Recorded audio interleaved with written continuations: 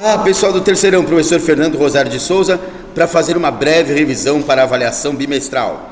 Olha os pontos que vocês devem saber: religião politeísta, sociedade estamental, economia hídrica, divindades greco-romanas, auge e declínio romano, Idade Média, feudalismo e taxas, estilos arquitetônicos e filosofia medieval. Vamos ver se a gente faz um vídeo direto, mas que não seja muito demorado para vocês não desistirem de estudar.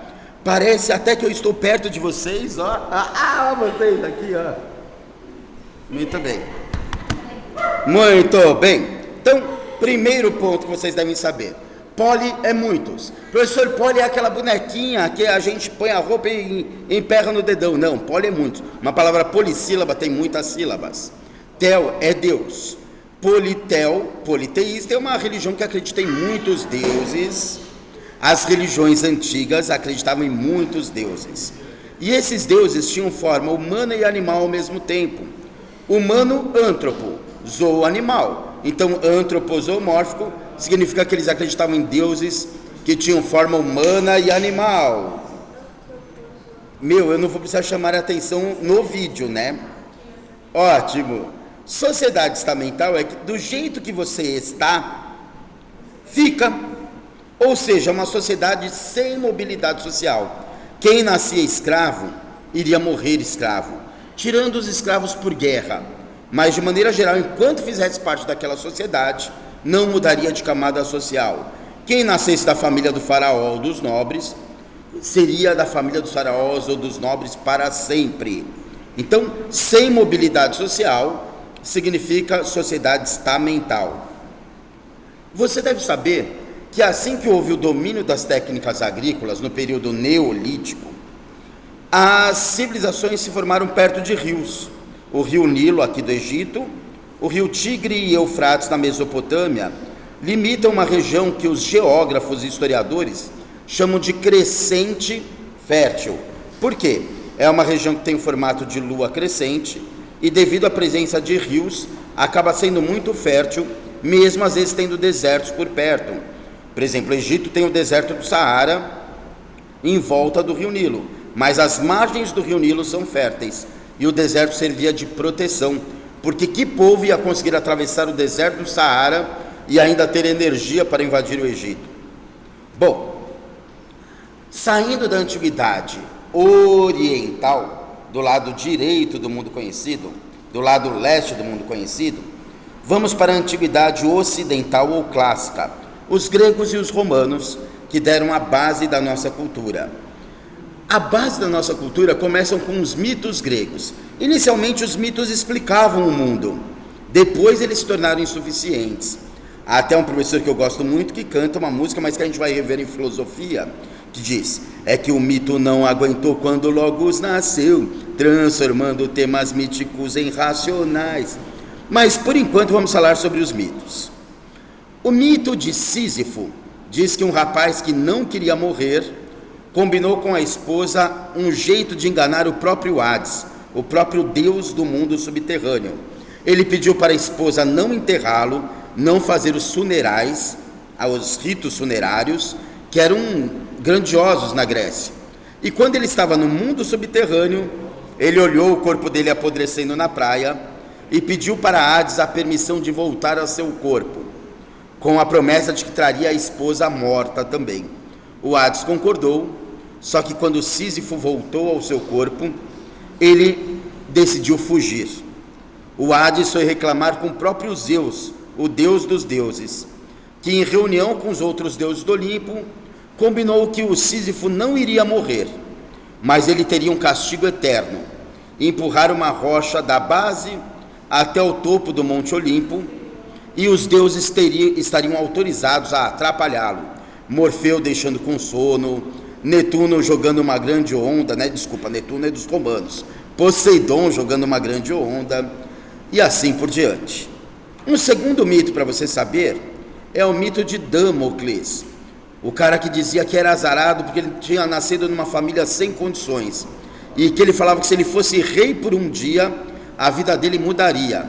Zeus falou: olha, a sua má condição é a sua falta de confiança nos deuses. Eu te deixo ser rei por um dia, desde que tenha uma espada pendurada em cima da sua cabeça. Fala, sem problema, se você garantir que essa espada não vai cair, eu garanto. Palavra de Zeus. O Damocles ficou o dia inteiro mais preocupado com a espada que balançava do que em governar. Pedia um banquete, não se concentrava no banquete, pedia alguma outra regalia, não desfrutava, porque estava preocupado com a espada. De modo que terminou o dia e Zeus falou, está vendo como o seu problema não é a falta de condições, e sim a falta de confiança. Até hoje em dia a palavra confiar é manter o fio parecido com o fio que segurava a espada. Um último mito para você saber é o mito do rei Midas. Ele queria ser o rei mais rico do mundo e pediu para Zeus para que tudo que ele encostasse virasse ouro.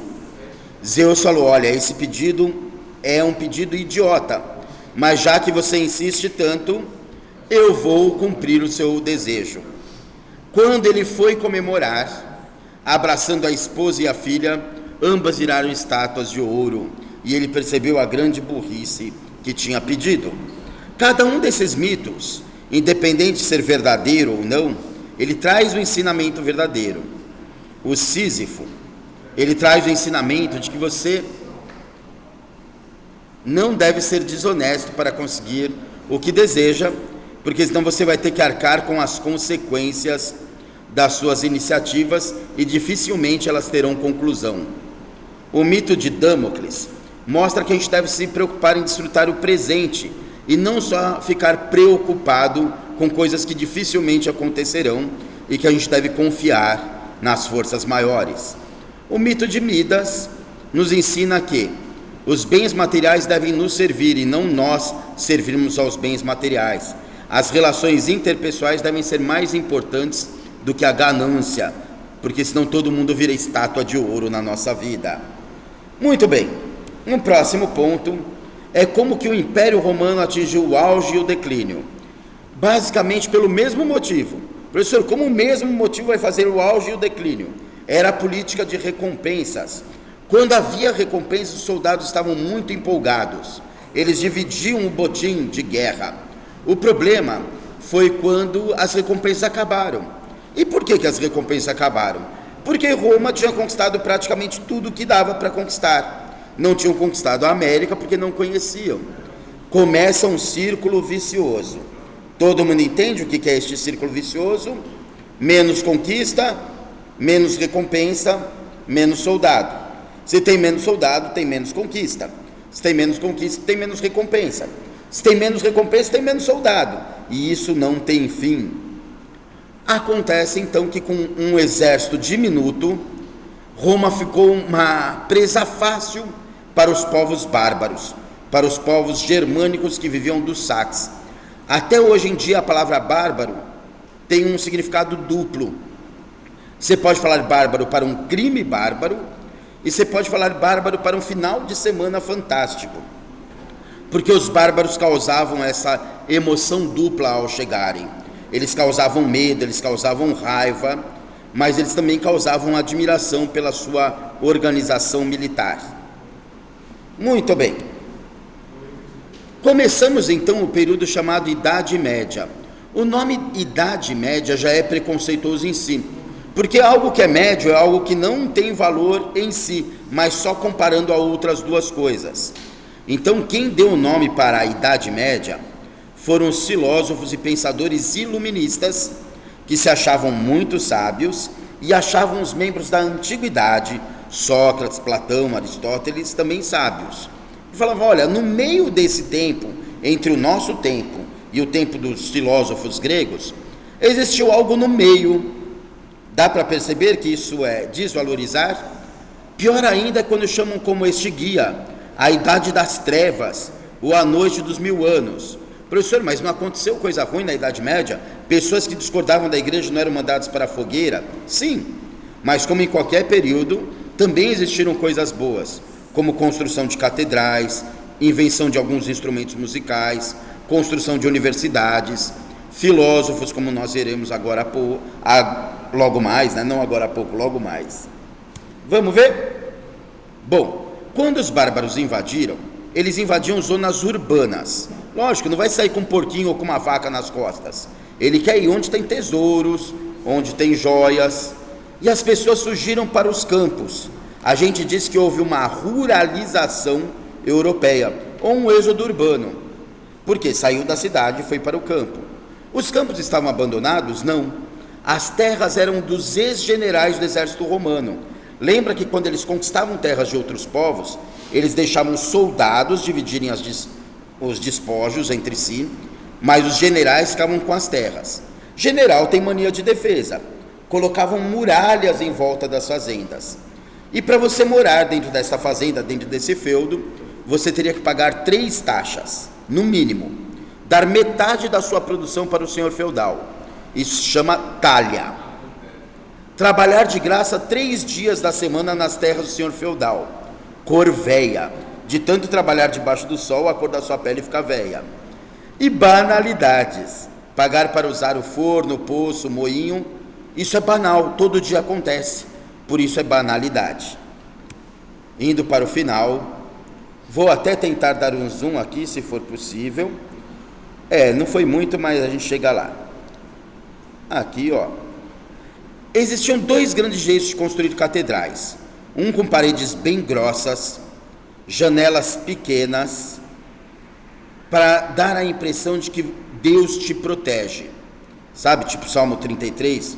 Ainda que eu ande no vale tenebroso da morte, nada temerei, pois o Senhor com seu cajado me protege. É algo desse tipo, né? Então, as igrejas de estilo românico, elas tinham a ideia de causar que você, dentro de uma igreja dessa, você está bem protegido. O Senhor é teu pastor e te protegerá. E aqui dentro dificilmente você vai ser atacado por algo. Você vai estar na proteção de Deus. Românico, é só lembrar que românico também tem a ver com algo que é meio militar, meio de defesa. Gótico, estilo da Catedral de Notre Dame.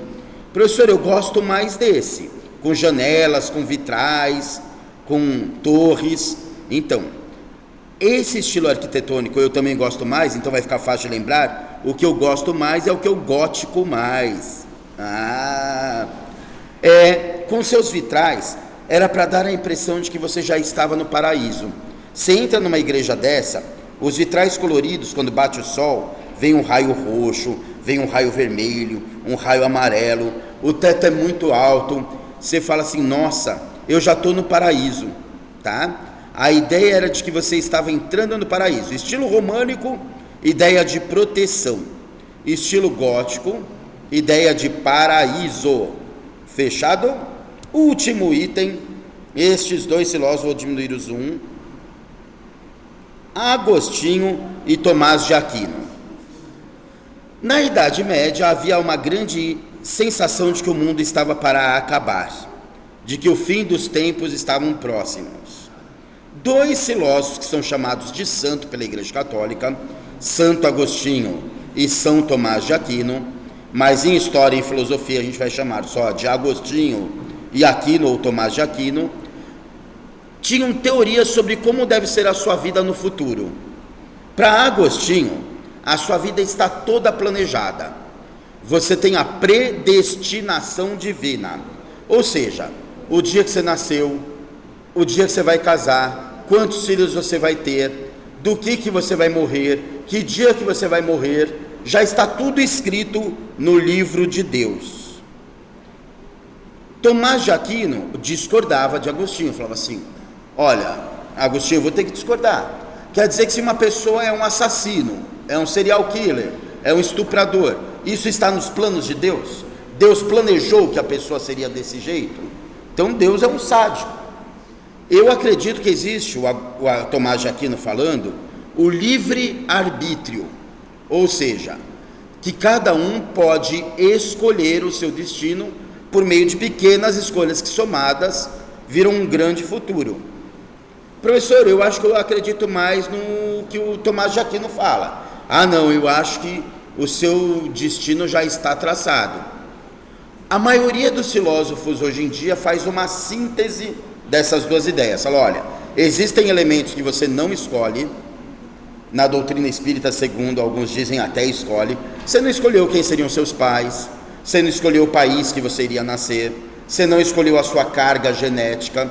Eu acho que eu não escolheria ser gordinho, baixinho e careca, mas enfim, existem algumas coisas que estão na nossa predestinação, estão determinadas, mas o que você faz com isso é a grande diferença. Você vai ficar se lamentando: nossa, eu sou um careca, eu não preciso nem sair de casa porque as pessoas vão dar tapas na minha careca e tirar sarro de mim. É uma escolha. Você fala assim: eu sou um careca charmoso, ó, a careca até valoriza o meu cérebro, né? É uma outra escolha. Então, o que você faz com as circunstâncias seria a grande diferença. Tem um filósofo aí mais atual, chamado Jean-Paul Sartre, que é o filósofo do existencialismo, e ele pega e faz uma mistura dos dois. Ele fala: não interessa o que a vida fez de você, interessa mais o que você fez com o que a vida fez de você. Nossa, professor, calma aí que bateu fundo essa, ó. Não interessa o que a vida fez com você, nem sempre a vida é justa. Interessa mais o que você fez com o que a vida fez com você. Tá, a vida me fez nascer baixinho, careca e gordinho. O que eu vou fazer com isso? Tá? Gente, espero que com este vídeo, que ficou um pouco demorado, mas é uma revisão de todo um assunto para a prova bimestral, vocês consigam ir muito bem na prova. Tem uma coisa que eu garanto: não tem nada que esteja na prova que não tenha sido abordado neste vídeo. Então, se você assistir este vídeo algumas vezes, vocês já assistiram em aulas que estão aqui, assistir mais umas 2 ou 3 vezes, fazer anotações, acho que não tem como você ir mal na nossa avaliação do primeiro bimestre. Um grande abraço e até a próxima. Podem bater palma. Hoje é aniversário do Igor, tá? Oi, Igor, vem lá. Cadê você? Ah, por ali, ó. Muito bem.